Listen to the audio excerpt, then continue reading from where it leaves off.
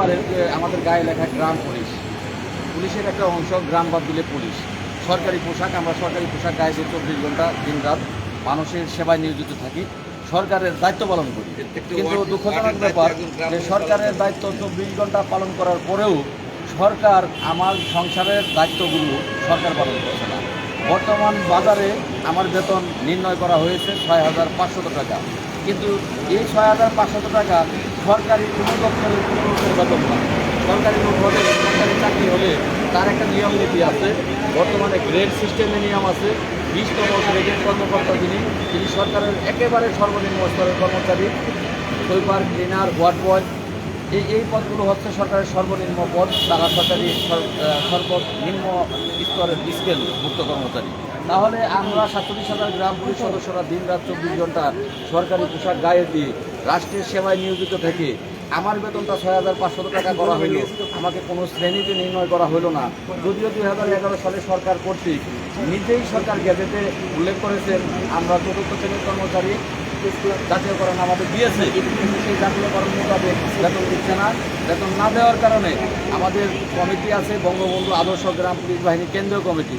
সেই কমিটির পক্ষ থেকে আমরা একটি দাবি 2011 সালের জাতীয়করণ আর 1975 সালে জাতির জনক বঙ্গবন্ধু শেখ মুজিবুর রহমান তিনি 47,000 গ্রাম পুলিশ বাহিনীর সদস্যদেরকে জাতীয়করণের একটি প্রজ্ঞাপন দিয়েছিলেন, যা 1976 সালে 1/76 প্রজ্ঞাপনপত্র জারি হয়েছিল।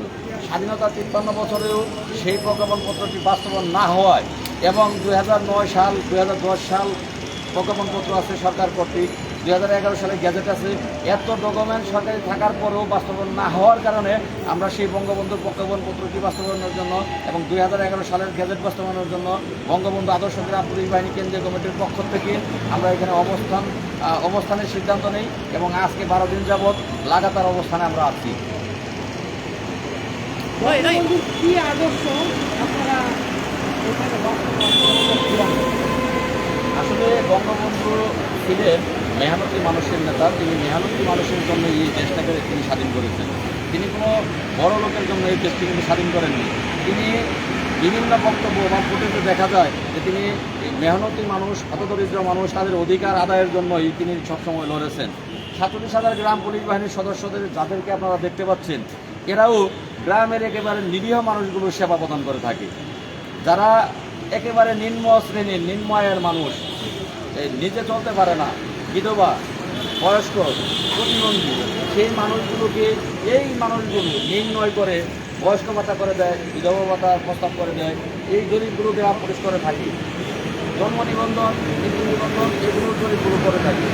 এক ভাষায় বলতে গেলে গ্রাম পুলিশ বাহিনীর সদস্যরা তারা গ্রামের হতদরিদ্র মানুষের পাশে সবসময় থাকে। হতদরিদ্র মানুষগুলোকে রাত থেকে পাহারা দিয়ে তাদের ঘুম নিশ্চিত করে, তাদের জানমালের নিরাপত্তা নিশ্চিত করে।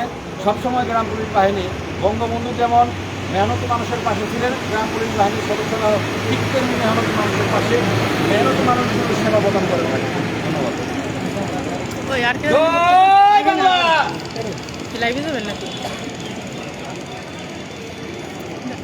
জয় বাংলা, জয় বঙ্গবন্ধু বলার পর যে আমরা বঙ্গবন্ধু আদর্শ গ্রাম পুলিশ আমরা জাতীয় মানে যে দাবি করতে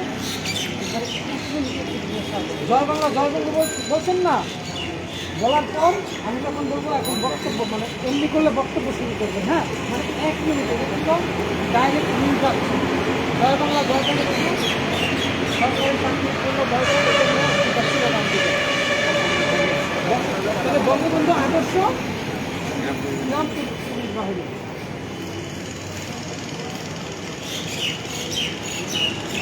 জয় বাংলা,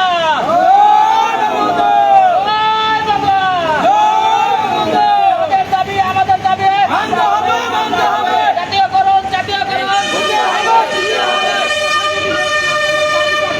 আমাদের দাবি 1975 সালে বঙ্গবন্ধু জাতির জনক তিনি 47,000 গ্রাম পুলিশ বাহিনীর সদস্যদেরকে জাতীয়করণের প্রজ্ঞাপন দিয়েছিলেন। সেটি বাস্তবায়ন 2011 সালে বাংলাদেশ সরকার কর্তৃক জাতীয়করণের গ্যাজেট দেওয়া হয়েছে, সেটি বাস্তবায়ন। আচ্ছা, আপনাদের সংগঠনের নামটা কি যদি বলতেন? আমাদের সংগঠনের নাম বঙ্গবন্ধু আদর্শ গ্রাম পুলিশ বাহিনী কেন্দ্রীয় কমিটি। ধন্যবাদ, আপনাদের পক্ষটি আমি তুলে দিই।